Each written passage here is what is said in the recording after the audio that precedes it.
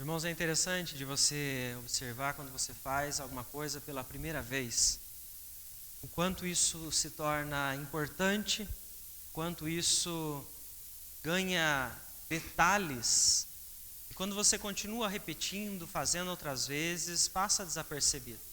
Isso acontece quando você vai viajar para um lugar, ou de uma forma a qual você ainda não fez. Você começa a trilhar a viagem, uma expectativa tão grande, porque você está para chegar num destino que você ainda não conhece. Isso aconteceu conosco quando nós fizemos a nossa primeira viagem de avião. Primeira e única, né? Fala primeira, parece que viajamos muitas vezes, não foi uma só.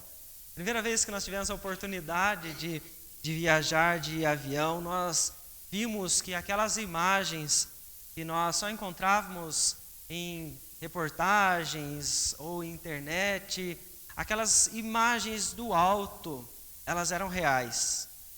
Nós nunca tínhamos visto uma cidade do alto, uma cidade à noite com todas as suas luzes acesas e toda aquela beleza que você consegue enxergar, então, quando você está acima. E nós vimos não só cidades, mas vimos o mar quando passamos ainda de dia próximo, então, às praias, como aquilo brilha aos nossos olhos.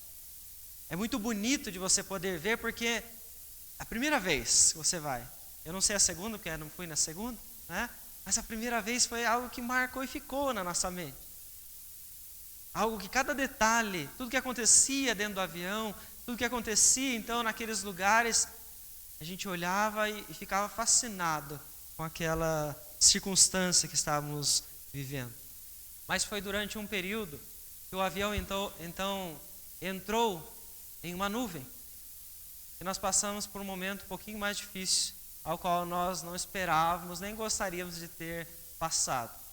Nós começamos a viver ali então um momento de turbulência, né? Uma nuvem de chuva, o avião passou por dentro, e aí você não enxerga mais a cidade, você não enxerga mais a praia, você vê apenas nuvens e de repente aquele avião começa a trepidar e você não sabe o que vai acontecer dali para frente. Dependente da intensidade que seja a turbulência, quem nunca passou e passa pela primeira vez é desesperador. Você se depara com a sua fragilidade, porque aquilo que estava sendo tão grande aos olhos, por ser tão belo, né, as cidades, os momentos, é tão grande também os momentos difíceis que você passa quando você ainda não viveu isso. E esse momento de turbulência, então, nós não sabíamos quanto tempo ia durar. Não sabíamos se ele ia piorar ou não. Mas quando nós passamos, eu lembro que eu me segurei naquela cadeira ali, porque eu nunca vivi aquilo. A única coisa que veio na mente é: estou no alto. O que é que pode acontecer a partir desse momento? É interessante pensar numa situação como essa, porque são nas turbulências que você então tem a sua fé provada. Momentos que podem não ser longos, podem ser muito breves, mas podem ser intensos. E é esses momentos então que nós precisamos saber que nós temos um Deus que nos resgata do meio das aflições.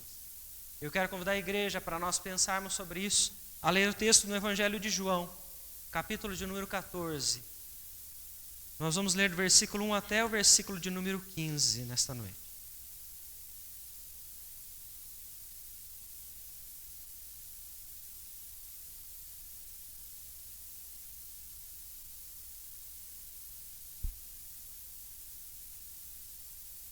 Evangelho de João, capítulo 14, do versículo 1 ao versículo de número 15. Diz o seguinte, a palavra do Senhor: Não se turbe o vosso coração, credes em Deus, crede também em mim. Na casa de meu pai há muitas moradas. Se assim não fora, eu vos teria dito, pois vou preparar-vos lugar. E quando eu for e vos preparar lugar, voltarei e vos receberei para mim mesmo, para que onde eu estou estejais vós também. E vós sabeis o caminho para onde eu vou. Disse-lhe Tomé: Senhor, não sabemos para onde vais, como saber o caminho? Respondeu-lhe Jesus: Eu sou o caminho, a verdade e a vida. Ninguém vem ao Pai senão por mim. Se vós me tivesseis conhecido, conheceríeis também a meu Pai. Desde agora o conheceis e o tendes visto. Replicou-lhe Filipe: Senhor, mostra-nos o Pai, e isso nos basta. Disse-lhe Jesus: Filipe, há tanto tempo estou convosco e não me tens conhecido? Quem me vê a mim, vê o Pai. Como dizes tu, mostra-nos o Pai? Não crês que eu estou no Pai e que o Pai está em mim? As palavras que eu vos digo não as digo por mim mesmo, mas o Pai que permanece em mim faz as suas obras.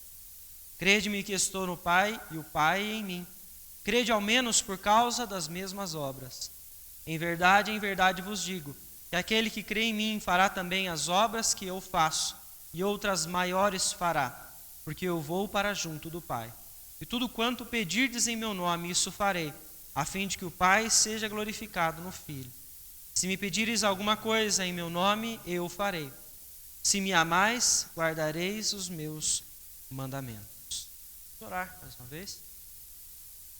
Querido Deus, é em nome de Jesus que nós pedimos novamente ao Senhor que fale ao nosso coração pela Tua palavra. O Senhor venha iluminar a nossa mente, Senhor, direcione os nossos pensamentos, para que em tudo, ó Deus, possamos entender a Tua palavra, entender a Tua vontade esta noite sobre as nossas vidas. Que o Senhor venha transformar o nosso interior, venha, Deus, converter os corações, que o Senhor, ó Deus, venha trazer o consolo, ó Deus, para aqueles que estão vivendo em momentos de aflição, Senhor. É em nome de Jesus que nós oramos e já agradecemos a Ti. Amém, Senhor. A palavra do Senhor, ela nos ensina que os discípulos estão prestes a passar por uma das mais difíceis tribulações que eles viveram ao longo de todo o ministério deles, todo o serviço, a partir do momento que se converteram a Cristo Jesus. Nós vemos o texto mostrar para nós, alguns versículos antes, Jesus se reunir com os seus discípulos para a última ceia. Eles estão ali reunidos para juntos, então, celebrar o momento que Cristo está prestes ainda a passar. O símbolo, então, da libertação, o símbolo da própria fé, o símbolo do consolo que esses discípulos carregarão com eles para o resto de suas vidas. E é nesse momento, então, que o Senhor Jesus ensina aos seus discípulos sobre a maneira que eles deveriam se comportar. Jesus, então, lava os pés dos discípulos nesse instante. Eles estão ali reunidos, ele mostra a eles como eles deveriam se comportar em todos os momentos, mesmo quando eles não estivessem junto dele. O lava-pés, momento que mostra a humildade, a submissão, e um servo deve ter, então, para com o outro.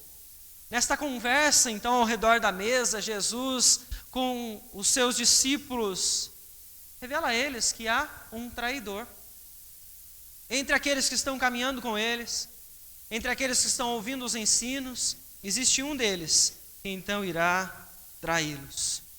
E é com todas essas informações, com todo este momento que eles estão vivendo com Jesus, que o Senhor volta para eles e diz: para onde eu vou, vocês não poderão ir. E começa então a vir à mente desses discípulos alguns questionamentos, afinal, como é que eles vão se comportar sem Jesus, com um traidor no meio deles? E eles começam então a ter algumas reações a partir então deste momento ao qual Jesus permite que eles vivam com todos os seus ensinos. É o momento que os discípulos precisam viver a fé que eles receberam. Viver então aquilo que eles estavam afirmando acreditar até esse momento. Em tudo aquilo que o Senhor Jesus havia os passado. Quando nós olhamos para o texto, nós vemos então este sendo o cenário propício para discípulos que não sabem o que está por vir. Por isso o texto inicia com Jesus trazendo um consolo àqueles que estão com ele. Não se turbe o vosso coração. Porque o cenário que eles estão vivendo é um cenário então pronto para que qualquer pessoa fique confusa, fique perplexa e não saiba o que está prestes a acontecer. Dúvidas podem surgir na mente de qualquer pessoa que vive uma circunstância como essa. E os discípulos começam a ouvir Jesus trazer então direcionamento para o que eles vão fazer a partir desse momento. Mas eles não compreendem. Os discípulos não compreendem as palavras de Jesus, apesar de Jesus trazer para eles com toda a clareza, eles deveriam então confiar, que eles deveriam então olhar apenas para Ele, que está nesse momento trazendo todo o ensinamento que eles precisam. O caminho, Jesus então ele diz que ele vai para um lugar onde os discípulos não podem ir. Pedro, quando recebe essa informação, ele fica então confuso. Pedro então começa a trazer uma coragem nas suas palavras ao falar para Jesus: não, eu vou com o Senhor onde o Senhor estiver. E é naquele mesmo momento então que Jesus mostra para Pedro que Pedro irá traí-lo por 3 vezes. Um discípulo muito corajoso, mas com palavras sem muito valor. E nós vemos nesse momento então que esta confusão está na mente de todos eles. Se levantam junto deles Tomé, Filipe. Os discípulos começam então a interrogar, a trazer afirmações para que eles possam entender que caminho é esse que Jesus está para trilhar. Eles não entendem com clareza quais são os significados das palavras de Jesus. Tomé então se volta para Jesus e diz: nós não sabemos para onde o Senhor está indo. Como saber então o caminho que nós vamos trilhar para seguir ao Senhor? Eles não conseguem definir o caminho, porque eles não conseguem definir quem é o próprio Jesus que está diante dele. Os discípulos não têm clareza de que que eles afirmam ser o grande mestre, que eles afirmam ser o Messias, que este é aquele então que veio para salvá-los e salvá-los com morte e morte de cruz. Eles não têm essa clareza, ainda é tudo muito confuso na mente desses discípulos que estão aprendendo dia após dia a como servir ao Senhor. Assim então Filipe se levanta, como o texto veio nos dizer, ao ouvir Jesus falar sobre o Pai, o caminho que o Pai então está direcionando a Jesus, que ele vai até o Pai. Filipe fica confuso, ele diz: mostra-nos o Pai, isso nos basta. Ele não sabe quem é o Pai. Ele não sabe a quem Jesus está se reportando quando fala sobre o Pai. Ele não sabe a quem Jesus está clamando, quando ele vai orar, e ele ora ao Pai. Porque os discípulos não conhecem o próprio Jesus que está diante deles. Os discípulos não são capazes de entender as palavras de Jesus, porque eles não têm fé naquilo que o Senhor está ali então ensinando neste momento. E nós não podemos andar nos caminhos corretos, saber os próximos passos, se nós não sabemos onde nós estamos, se não há luz que ilumina os nossos passos. Os discípulos, eles estão nesse momento, num momento de turbulência, tudo turvo para eles. Eles não conseguem saber exatamente quais serão os passos que eles vão trilhar para seguir Jesus. O que é que está prestes a acontecer, que então Jesus está trazendo para eles com tanta ênfase? Isto é falta de fé desses homens.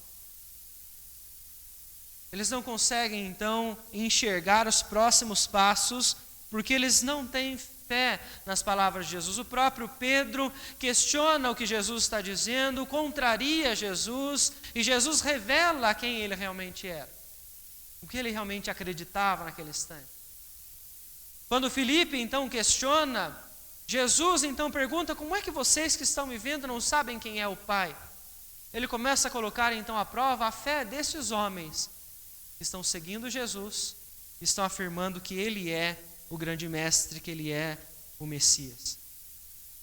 Então, quando nós nos colocamos no momento que esses homens estão vivendo, eles ouvem Jesus ensinar, eles ouvem tudo aquilo que o Senhor está trazendo sobre o que está para acontecer, eles veem o milagre que Jesus realiza no encontro de várias pessoas, e quando Jesus traz um direcionamento como este, eles ficam confusos. Isso é angustiante para eles. É angustiante não poder saber o que é que Jesus está dizendo. não poder entender as palavras do grande mestre para seguir, para poder fazer então aquilo que ele está orientando nesse momento. Para onde nós vamos? Quem é o Pai para nós sabermos então qual é o caminho que ele está direcionando? Quando não há clareza quanto às palavras de Jesus, isso é sinal então da falta de fé. A falta de fé no próprio Cristo, o Salvador. Por isso nós podemos questionar neste momento qual é o valor da fé para esses homens. O quanto isso importa para eles, o quanto realmente eles entendem o que eles estão fazendo com Jesus Cristo ao longo de todas aquelas cidades que eles estão caminhando. Porque quando nós olhamos para eles e deparamos com a angústia, nós vemos que esta angústia é a mesma que é vivida por milhares de pessoas. Milhares de pessoas que acreditam que Jesus está com elas, acreditam que elas sabem quem é o Messias, elas acreditam então que elas sabem de forma muito clara qual é o caminho para a salvação, mas quando chega no momento da turbulência, elas se perdem, elas ficam confusas, elas ficam inseguras, elas ficam com medo e elas não sabem naquele momento para onde elas têm então que caminhar. Pessoas então que vivem momentos de angústia porque elas são engolidas pela aflição que elas estão passando. Assim como esses discípulos, eles estão prestes a viver a maior turbulência que o Senhor permitiu, é o momento da crucificação de Jesus. O próprio mestre deles está para então ser crucificado sem pecado algum. O momento mais difícil para eles. E é um momento que eles precisam mostrar o valor da fé e que eles não conseguem.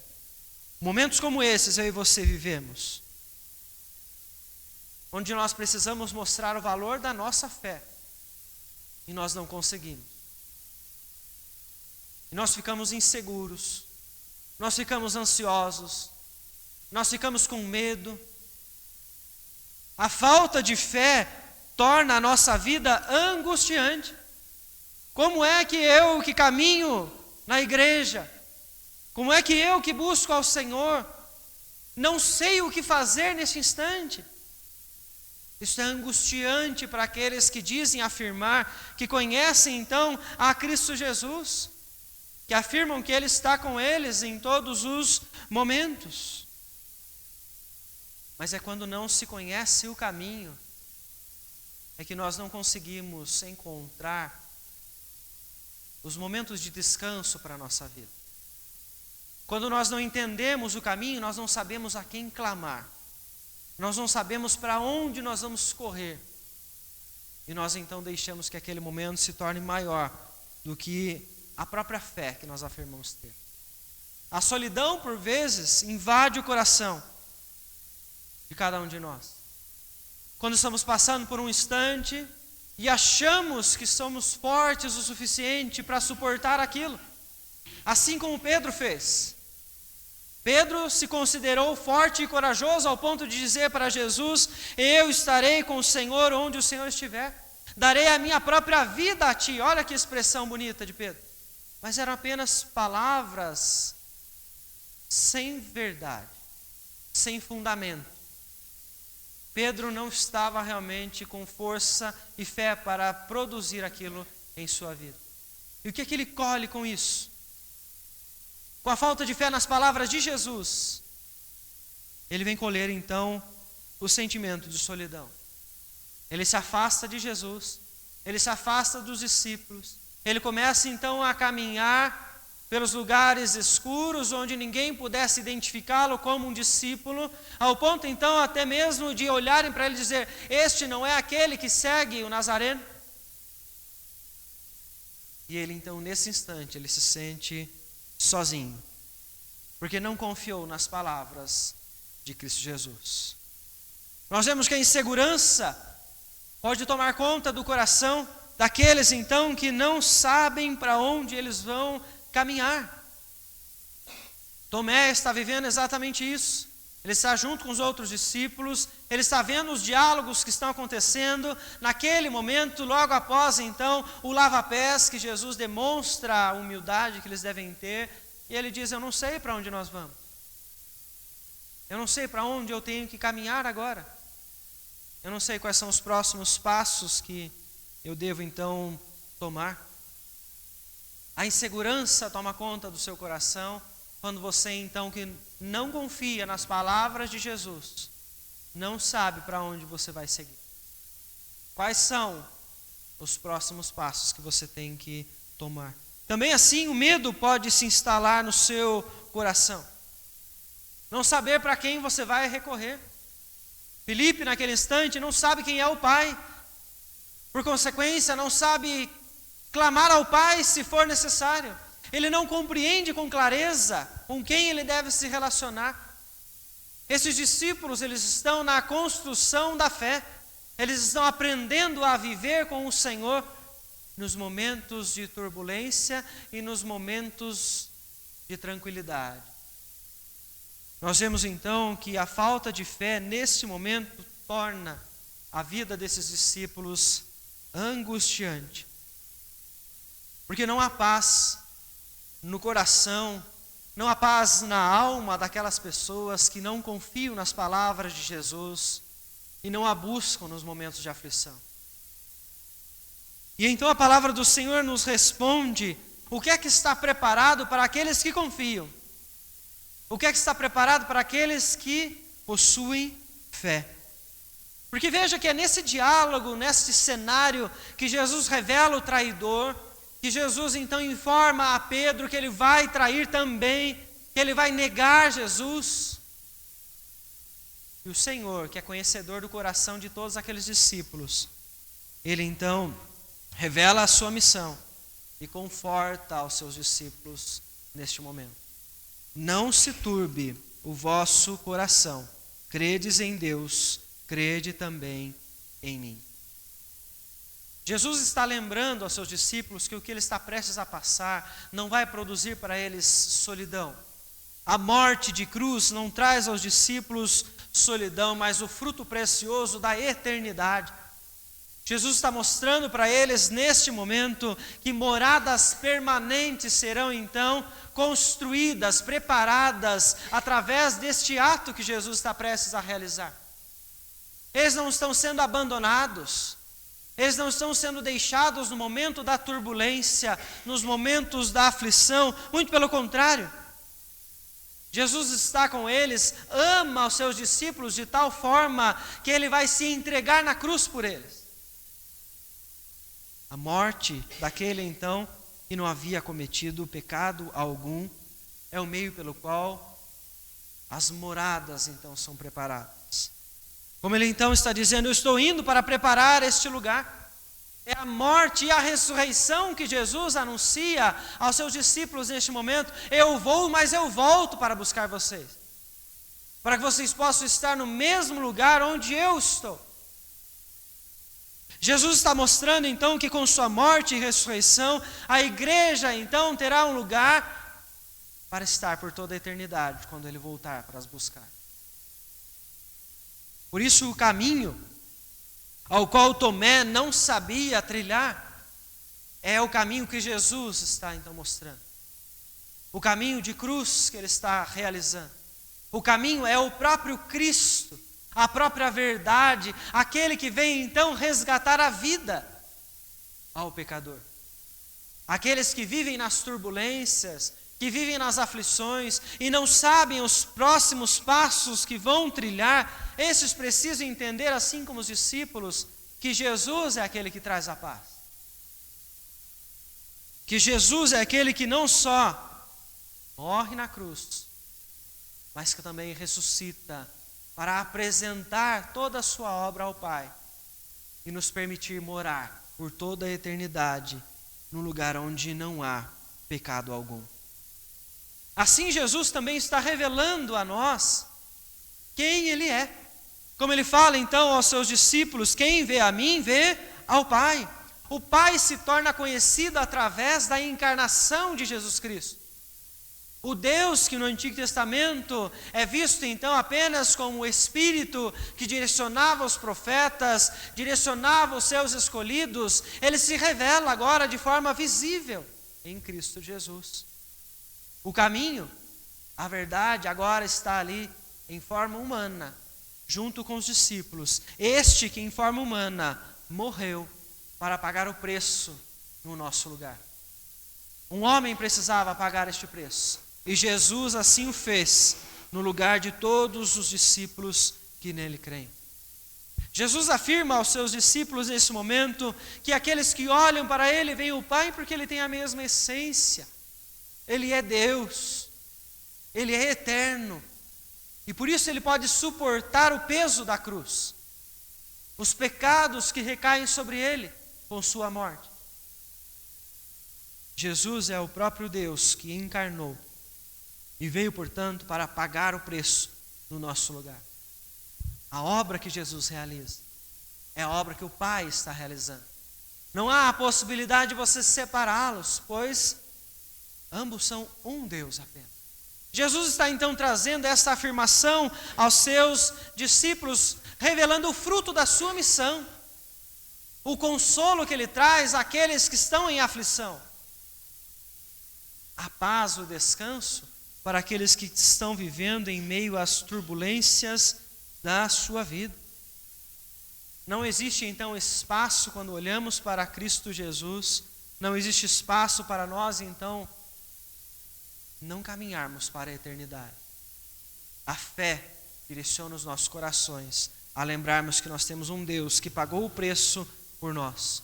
O Cristo ressurreto é aquele então que afirma que a sua igreja, aqueles que nele creem, farão as mesmas obras que ele fez e ainda maiores.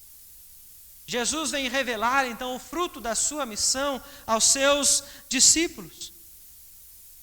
Porque aqueles que conseguem olhar para ele, que conseguem crer nas suas palavras, não viverão então a angústia da solidão, do medo, da insegurança, porque terão o próprio Cristo com eles em todo momento através do seu Espírito. Jesus não nos abandonou. Quando ele paga o preço no nosso lugar, ele não está se afastando de nós para nos abandonar, para nos deixar à mercê das circunstâncias. Não, ele está realizando aquele ato por amor, por compaixão, por misericórdia, para trazer a nós a redenção. Porque é através de Cristo Jesus que o Senhor nos resgata das nossas aflições. A aflição da nossa alma, que vem do efeito do pecado em nós, é retirada então através da morte de cruz que o nosso Senhor realiza. Nós passamos por momentos de dificuldade, onde o salmista vem chamar de vale da sombra da morte. Mas ainda no vale da sombra da morte, é importante você entender que o salmista diz que nós somos conduzidos para as águas de descanso. Que nós podemos então entender que existe um Deus conosco. Que existe um Deus que pagou um preço altíssimo ao derramar o seu sangue por nós, porque Ele nos ama. Quando nós olhamos as promessas do nosso Deus, nós podemos entender que esse Deus agiu para resgatar cada um de nós das nossas aflições. Das aflições que a nossa alma vive, do momento angustiante que nós passamos no nosso interior, quando as circunstâncias elas nos afetam. Isso não quer dizer que as circunstâncias vão mudar. Não quer dizer que os momentos de dificuldade eles vão então cessar, que não haverá mais dor. Mas que a aflição e a angústia do nosso interior, quando nós confiarmos nas palavras de Jesus, elas vão então cessar. Porque nós estaremos olhando somente para aquele que nos salvou, aquele que tem poder para transformar o nosso choro em riso, em alegria. Aquilo que nós vivemos no nosso interior. É este Deus que se revela a nós ao longo de todos os evangelhos. O Deus que para a tempestade, que para o vento, que cura os paralíticos, que cura aqueles que estão endemoniados, aquele que liberta, é este que sara, é este o Deus poderoso que se revela a nós, é o Deus que nos resgata das aflições. É o Deus que no momento da turbulência você pode então olhar para Ele e clamar. clamar para que Ele te perdoe, clamar para que Ele te liberte, clamar para que Ele traga paz ao seu coração, porque o Senhor se revela a nós para nós entendermos quem Ele é, o seu grande poder, para nós então vivermos no descanso, apesar das circunstâncias. Porque esse descanso vem pelo relacionamento que Jesus nos permite ter com o Pai, com o nosso Deus. As diversas situações que nós vivemos, elas nos mostram qual é o valor da nossa fé. Porque você, como eu, já passou por diversos momentos que passaram, que foram vencidos. E ainda assim, muitos de nós não encontraram a paz. Porque não são as circunstâncias que definem a paz que você vai viver. Mas é aquilo que você crê, é como você está na sua alma diante do Senhor. Por isso nós precisamos questionar a nós mesmos hoje. Qual é o valor da nossa fé quando nós passamos pelas turbulências? Pois elas podem ser longas, como elas podem ser também muito breves e intensas. Mas o que a palavra do Senhor ela nos afirma com muita clareza é que as turbulências, elas não serão para todo sempre. Seja nesta vida ou na eternidade, nós temos a promessa do nosso Senhor, por meio de Cristo Jesus, promessa de paz, promessa do descanso, nas moradas que foram preparadas pelo nosso Senhor Jesus. Ele nos traz essa promessa, porque Ele nos traz a vida. O resgate de Jesus é para nós vivermos com o Senhor e vivermos para o Senhor. Por isso Jesus então encerra este trecho, afirmando então que aqueles que creem nele e confiam, esses farão as suas obras ainda maiores. Não porque terão um maior poder que Jesus, mas porque haverá continuidade naquilo que Jesus ensinou. A pregação do Evangelho continuará fazendo efeito sobre a vida das pessoas. As transformações ainda virão sobre milhares de pessoas que estão perdidas. Por isso, aqueles que creem devem se lembrar que esta fé, ela nos conduz à vida com o Senhor. E a vida para o Senhor, o serviço a Deus. Seja, portanto, Cristo Jesus o Senhor de sua vida. Que você possa descansar, mesmo nas maiores turbulências. Que através desta fé você possa servir. Que você possa então falar deste amor àqueles que você conhece. Que você possa ensinar as pessoas sobre o valor da fé para você.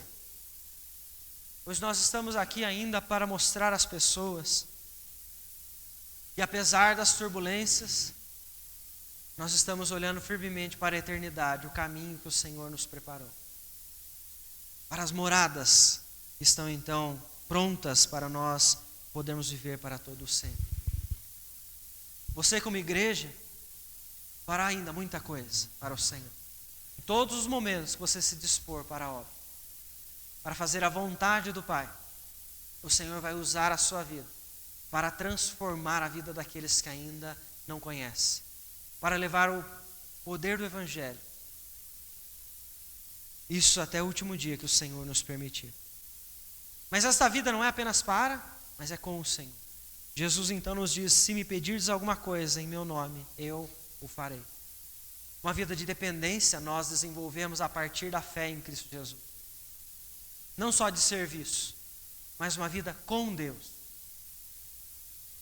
De onde nós retiramos a paz, de onde nós podemos então receber o perdão, onde nós podemos falar com o nosso Deus, onde nós estivermos. E assim que clamarmos conforme a vontade do Senhor, nós seremos atendidos. Você que tem clamado por cura, por restauração, por libertação, quando esta for a vontade de Deus, você será atendido. por aquilo que Cristo Jesus fez. Pelo preço que Ele pagou, hoje eu e você podemos chegar diante do Pai e falar com Ele. É o privilégio de podermos crer, podermos servir e de podermos viver com o nosso Deus em todos os momentos. Que o Senhor nos abençoe para que, independente das tribulações que venhamos a passar, que você, assim como os discípulos, possa olhar para Cristo Jesus. Naquele instante eles estiveram então duvidosos, mas a partir da ressurreição eles foram fiéis a Cristo Jesus. Eles entenderam a verdade. Eles olharam para a cruz e passaram então a viver em serviço para o Mestre, o Salvador. Que você, ao olhar para a cruz, possa compreender da mesma forma quem é Jesus e que você possa servir a Ele, apesar das circunstâncias que você vier então a passar. Esta noite nós temos a oportunidade não só de refletir na palavra do Senhor, mas também de participar da ceia do Senhor. O símbolo que nós temos esta noite de conforto para nós. Que é o que Jesus então traz em suas palavras. Não se turbe o vosso coração. Você que crê deve descansar. Eu quero convidar você neste momento a abrir a primeira carta de Paulo aos Coríntios, no capítulo 11, para nós recordarmos sobre este que não é apenas um símbolo, mas também um meio de graça do nosso Senhor, a sua igreja. Primeira carta aos Coríntios, capítulo 11, a partir do versículo de número 23 até o versículo de número 30. Convido a igreja a ler, convido os presbíteros que estão aqui à frente comigo para descer até a mesa, para me auxiliar neste instante.